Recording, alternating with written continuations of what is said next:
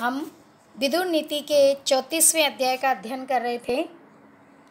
34वें अध्याय के अंतर्गत हमने महात्मा विदुर के द्वारा दिए जाते हुए उपदेशों के बारे में पढ़ा सुना। धृतराष्ट्र के द्वारा नीतिगत प्रश्न पूछे जाने पर, कर्तव्य के विषय में जानने पर, पूछे जाने पर, और क्या मुझे करना चाहिए, क्या मेरे लिए उचित होगा, क्या अनुचित होगा, राज धर्म से संबंधित प्रश्नों के विषय में जब पूछा जाता है तो विदुर के द्वारा उन्हें नीतिगत परामर्श दिया जाता है। इसी प्रसंग में आज हम 53 पद से लेकर 57 पद्य तक की व्याख्या इस वीडियो के अंतर्गत देखेंगे। आवृतिर्भयम् अन्त्यानां मध्यानां मरणात् भयम् उत्तमानां तु मर्त्यानां अवमानात् परम भयम्। इस पद्य के अंतर्गत महात्मा विदुर धृतराष्ट्र जी से कहते हैं कि इस संसार में प्रत्येक व्यक्ति भयभीत है। किसी को मृत्यु का भय है, किसी को आजीविका का भय है, तो किसी को अपने तिरस्कार या अपमान का भय है। उन तीनों डर के विषय में यहाँ इस पद्य में विदुर जी कहते हैं, आवृति भयम अंत्यानाम अर्थात जो निम्न कोटि के साधारण व्यक्ति होते हैं, ऐसे उन मनुष्यों को आवृति भयम आजीविका का भय रहता है। अर्थात उन्हें इसी बात की चिंता सदैव सताती रहती है कि जीविका निर्वाह का साधन क्या है, कैसे होगा, कैसे हम अपनी आजीविका का निर्वहन करेंगे। मध्यानां मरणात् भयम्, और मध्यम कोटि के जो जन होते हैं उन्हें सदैव मृत्यु का भय बना रहता है। वे सदैव मृत्यु से भयभीत रहते हैं। उन्हें इसी बात का भय रहता है कि कहीं कब किसी रूप में हमारी मृत्यु ना हो जाए। इसी बात से वो सदैव चिंतित रहते हैं, भयभीत रहते हैं। उत्तमानां तु मर्त्यानां, किंतु जो उत्तम कोटि के मनुष्य होते हैं उनको अवमानात् परम भयम, केवल अपमान से ही अत्यधिक डर होता है, अत्यधिक भय होता है। अर्थात कहने का भाव यह है कि जिस व्यक्ति की जैसी प्रकृति होती है वैसा ही उसका व्यवहार होता है। जैसे कि सामान्य व्यक्ति आजीविका के विषय में चिंतित रहता है, आजीविका से भयभीत रहता है, मध्यम कोटि का व्यक्ति मृत्यु से भयभीत रहता है, उसी प्रकार उत्तम कोटि के व्यक्ति को सदैव इसी बात का भय रहता है कि कहीं किसी के द्वारा उसका अपमान ना कर दिया जाए, कहीं किसी भी प्रकार के ऐसे व्यवहार उसके साथ ना हो जाए जिससे कि उसका अपमान हो, उसकी उपेक्षा हो, उसका अनादर हो। इस बात से वह सदैव भयभीत रहता है और बचने का प्रयास करता है। इंद्रियार्थेषु वर्तमानै अनिग्रही तै अयं तप्यते लोको नक्षत्राणि ग्रहिरिव। इस पद्य के अंतर्गत महात्मा विदुर इंद्रियों के विषय में कहते हैं कि जो व्यक्ति अपनी इंद्रिय को जीत लेता है, इंद्रियों को विषयों में आसक्त नहीं करता है, इंद्रियों को उनके विषय से भटकने से रोक लेता है, वह व्यक्ति कदाचित या कदापि दुख को प्राप्त नहीं करता है। किंतु जो व्यक्ति अपनी इंद्रियों को वश में करने में समर्थ नहीं होते हैं, वह व्यक्ति सदैव संसार में संताप को प्राप्त करते हैं। इसी विषय में वह धृतराष्ट्र को इंद्रियों के और इंद्रियों को वश में किए जाने के संदर्भ में उपदेश देते हुए कहते हैं, इंद्रिय अर्थेषु वर्तमाने अनिग्रही वश में न किए जाने के कारण, इंद्रिय अर्थेषु वर्तमाने इंद्रियों के विषय में इंद्रियों के जो कारण भोग है उनमें रमण करने वाली तेई इंद्रिय इन इंद्रियों से लोको अयम यह संसार ताप्यते सदैव उसी प्रकार संताप को प्राप्त करता है जिस प्रकार ग्रही ग्रह से नक्षत्राणि नक्षत्र संतप्त होते हैं। जिस प्रकार ग्रहों से नक्षत्र संतप्त होते हैं उसी प्रकार यह संसार जब इंद्रियों के विषय से भटकने से नहीं रोकता है, इंद्रियों को विषय गमन से रमण से नहीं रोकता है, तो वह इन इंद्रियों के द्वारा संताप को प्राप्त करते हैं, कष्ट को प्राप्त करते हैं, दुख को प्राप्त करते हैं। ऐसे मनुष्य को संसार में कभी भी शांति प्राप्त नहीं होती है। वे सदैव विषय वासना भोग विलास आदि में ही संतप्त होते रहते हैं, दुख को प्राप्त करते हैं।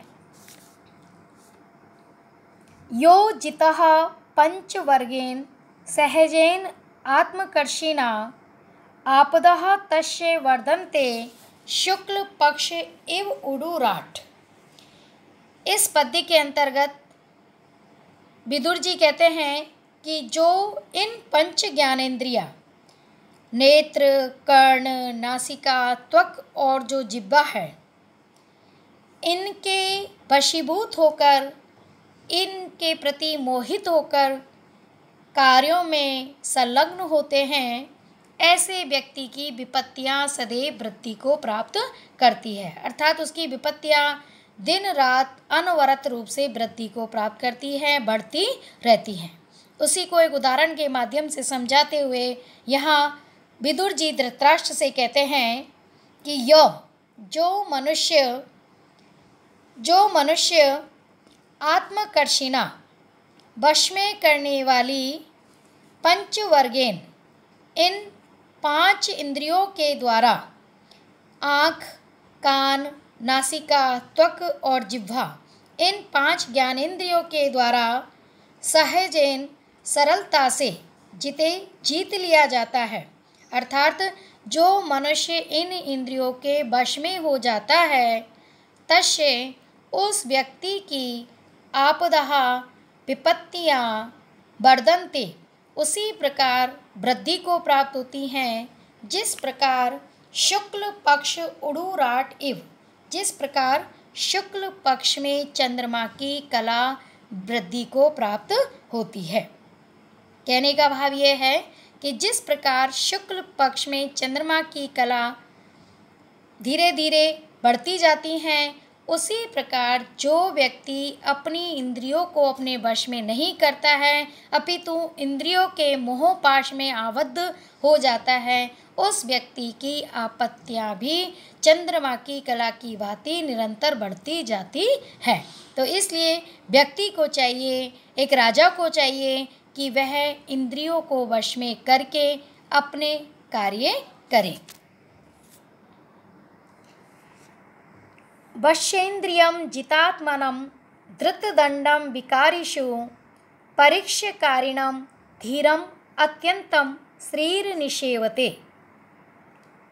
इस पद्य में विदुर जी के द्वारा बताया गया है कि जो धैर्यवान मनुष्य, जो धैर्यवान राजा अपनी इंद्रियों को जीत लेते हैं, अपने मन पर नियंत्रण प्राप्त कर लेते हैं और अपराधियों को उचित दंड प्रदान करने में सक्षम होते हैं, ऐसे धैर्यवान मनुष्य ही उत्तरोत्तर वैभव को प्राप्त करते हैं, उत्तरोत्तर राज्य लक्ष्मी को प्राप्त करते हैं। इसी का वर्णन करते हुए वह धृतराष्ट्र जी को समझाते हुए कहते हैं, वश्य इंद्रियम जितात्मनम धृतदंडम विकारिषु। अर्थात वश्य इंद्रियम इंद्रियों को जीत लेने वाले, अर्थात जो हमारी पंच ज्ञानेंद्रियां हैं, जो हमारी पंच कर्मेंद्रियां हैं और उभय इंद्रिय जो मन है, इन 11 इंद्रियों को जिसने वश में कर लिया है, जिसने जीत लिया है, तो वश्य इंद्रियम इंद्रियों को वश में कर लेने वाले, जितात्मनम अपने मन को जीत लेने वाले, अपने मन को अपनी आत्मा को नियंत्रित कर लेने वाले, धृतदंडम विकारिषु, और अपराधियों को समुचित दंड देने वाले परीक्षकारिणम, परीक्षा करके कार्य करने वाले, अर्थात सोच विचार कर क्या उचित है, क्या अनुचित है, क्या सही है, क्या गलत है, क्या करणीय है, क्या त्याज्य है, इस प्रकार भली भांति कार्य पर पूर्णतया विचार करके जो कार्य करने वाले होते हैं, कारिणम, जो कार्य करने वाले होते हैं, ऐसे धीरम धैर्यवान मनुष्य की ही अत्यंतम श्री निषेवते लक्ष्मी, ऐसे धैर्यवान मनुष्य ही निरंतर लक्ष्मी का सेवन करते हैं, ऐसे उस व्यक्ति की ही लक्ष्मी उत्तरोत्तर वृद्धि को प्राप्त करती है।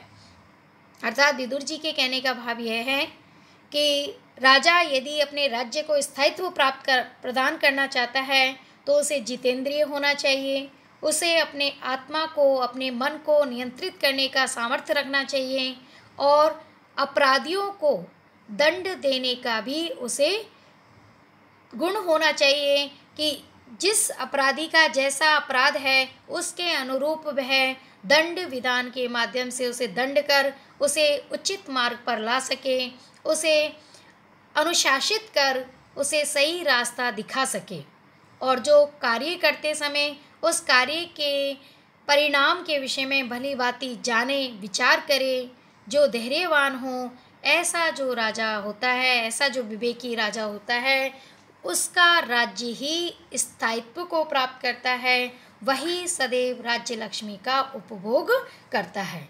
तो इसलिए व्यक्ति को जितेंद्रिय होना चाहिए और अपराधियों को उचित दंड देने वाला होना चाहिए, सोच विचार कर कार्य करने का सामर्थ्य होना चाहिए। रथः शरीरं पुरुषस्य राजन्, आत्मा नियन्तान्द्रियाणि यस्य च अश्वः, तैः अप्रमत्ते कुशली सदस्यैः दान्तैः सुखं याति रथिव धीरः। प्रस्तुत पद्य में विदुर जी के द्वारा राजा धृतराष्ट्र को बहुत ही सुंदर उदाहरण के माध्यम से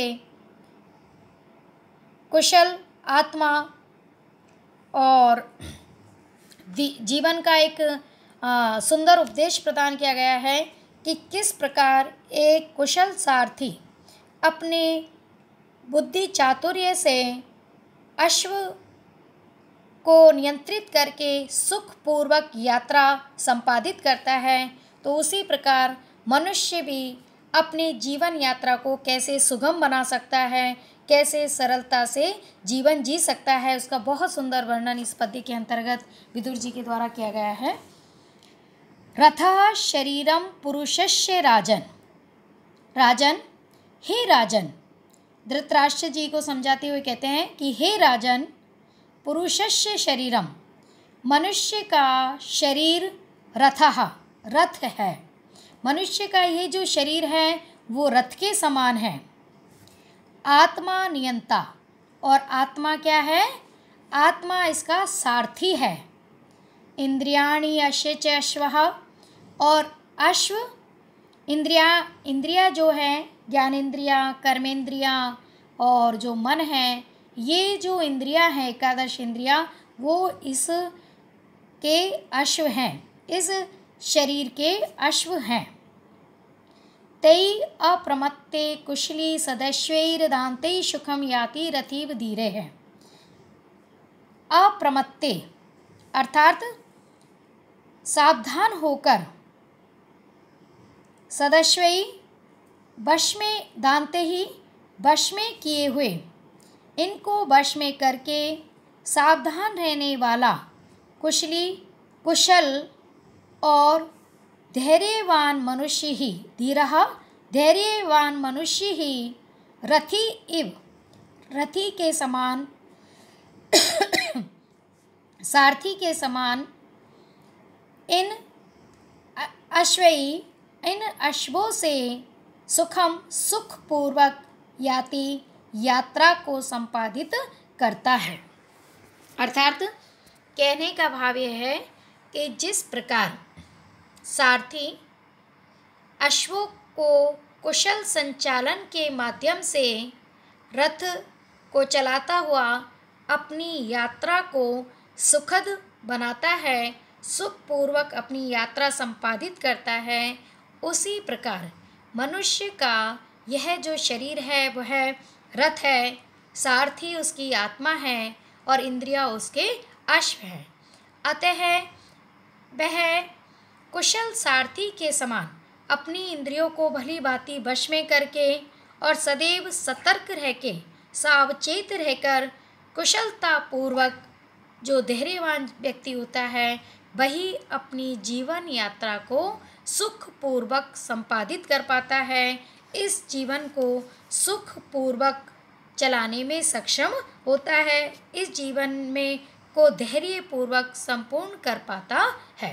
तो इसलिए मनुष्य को कुशल सारथी के समान अपने इस शरीर को अपने शरीर रूपी रथ को संचालित करना चाहिए, इंद्रिय रूपी अश्वों को संयमित करना चाहिए, वश में करना चाहिए और इस प्रकार कुशलता पूर्वक अपनी इंद्रियों को वश में करके यदि वह कार्यों को संपादित करता है तो उसका जीवन सुखद व मुक्ति को प्राप्त हो जाता है। तो यहाँ महात्मा विदुर धृतराष्ट्र जी को यही समझाने का प्रयास करते हैं कि व्यक्ति को और खासकर राजा को माया मोह में संलिप्त नहीं होना चाहिए। एक सामान्य व्यक्ति भी अपनी इंद्रिय को वश में करके ही अपनी जीवन यात्रा को सुखद बना सकते हैं, और जबकि राजा के लिए तो यह और भी अधिक अनिवार्य है कि अपने राज्य को कुशल संचालन के लिए उसे जितेंद्रिय होना चाहिए, उसे धैर्यवान होना चाहिए और उसे उचित समय पर उचित निर्णय लेने का सामर्थ्य होना चाहिए। अतः हे राजन, आप मेरे इस उपदेश को, मेरे इस नीतिगत परामर्श को भली भांति श्रवण करें, विचार करें और उचित निर्णय लें। आज का वीडियो हम यहीं पर समाप्त करते हैं। आगे के प्रसंग का अध्ययन हम अपने अगले वीडियो में अपलोड करेंगे। तब तक के लिए आप सभी का बहुत बहुत धन्यवाद।